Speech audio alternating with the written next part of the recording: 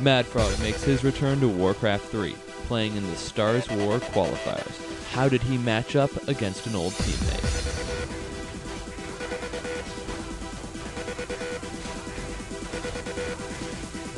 Four Kings played their first WC3L online playoff match in over 7 seasons. We'll tell you why they fell that low and why a fix might already be in the works.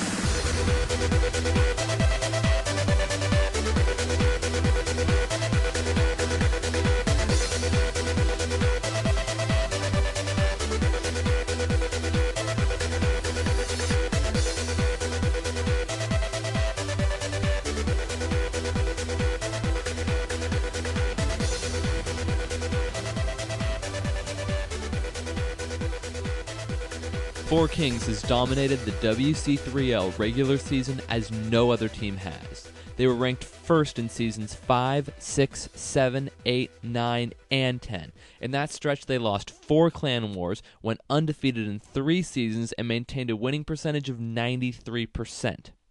We'll delve into why they finished third this season later on in the show. This year, their third place finish grants them an online playoff against NOA. Coincidentally, NOA beat Four Kings in the first play day of the season in a close 3-2 match. When Todd saw his matchup, he played Kai. He probably wondered, who the hell is that guy? If he had taken the time to do some research, he would have found Kai's only game this season, a 2-0 loss to Abver, which can be summed up with a simple video. Summoning.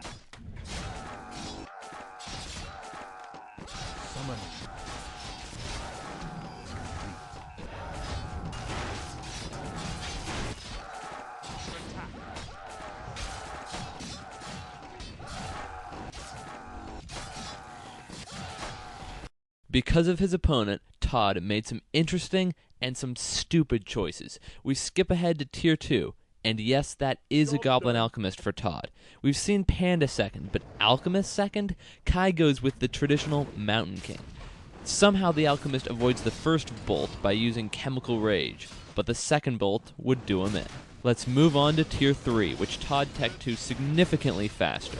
Also, Todd has levels 4, 3, and 2 on his heroes against Kai's 4, 2, and 1.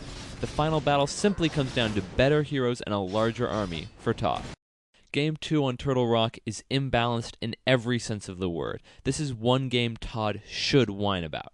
It starts off with Kai fast creeping the shop, which drops him a Tome of Experience, giving him a very early level 3. Todd oddly goes Mountain King first. While trying to harass, he gets surrounded before he even knows what's happening. At this point, his only chance is a surround on the Archmage, which is exactly what he gets, forcing a TP. Kai picked up a greater healing potion, which is easily the best item for him. With the Mountain Kings surrounding each other, Kai wins because of the potion.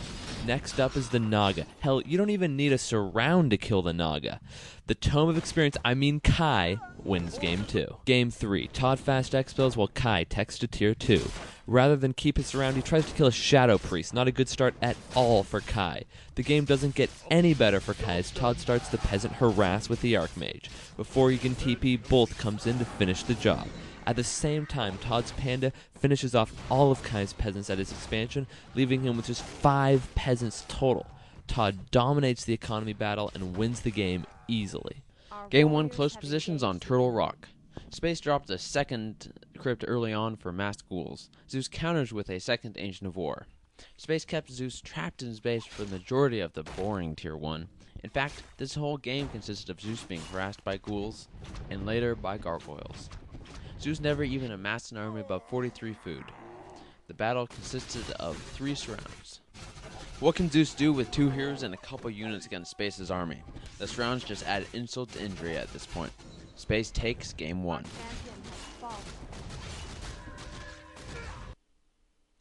Game 2 starts with an expansion by Zeus. Space comes in for the Creepjack, but doesn't have enough schools to really punish Zeus, although his micro is awesome. Space answers Zeus's expo with an expansion of his own. Again, Space Creepjack Zeus, but doesn't have the firepower to take him out. The game remains close, but undeads with an expansion always seem to come through. In the final battle, Abominations and Destros are a much better combination.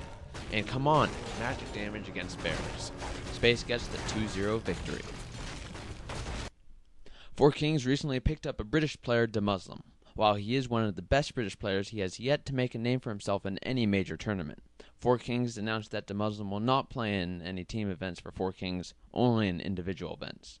He recently played Fnatic's Rotterdam in the Stars War qualifiers. We skip ahead to Game 3 after they split the first two games. Despite the perfect timing, Muslim's army cannot take down Rotterdam's new buildings. All the harassment does is get his Beastmaster surrounded and killed. Despite his best attempts, Muslim cannot put pressure on Rotterdam. Without harassment, Muslim needs to use his army perfectly to win. Here, Rotterdam fights in a bad position, and Muslim pulls ahead. The same thing happens in the final battle, as Muslim outpositions Rotterdam and uses healing scrolls much more efficiently. Now we're going to ask Seed some questions about Muslim. Obviously, Muslim isn't at Todd, Grubby, or Creo's level, but could he be their fourth best solo player? Muslim is a matchup-based player. He can own at some matchups, and other matchups he just sucks at. We saw him against Rotterdam there. His human versus orc is awesome, and he's going to pull off big wins there. His human mirror, though, is absolutely atrocious. He lost to just some terrible, terrible human players. So if he can work on his other matchups, he can definitely easily be their fourth best player. As it stands now, he's better than Zeus and Fury, who are Four Kings' fourth and fifth best players at his good matchups. His bad matchups, not so much. So, should he play in the WC3L? I think that he should. Zeus and Fury were a combined 9 and 11 this season, which is not that great. I think that Muslim can pick up some huge wins, especially in the bottom half of the WC3L teams. If he plays every clan war, he'll probably come through at about 7 and 4, which is much better than Zeus or Fury could do. So if I were them, I would go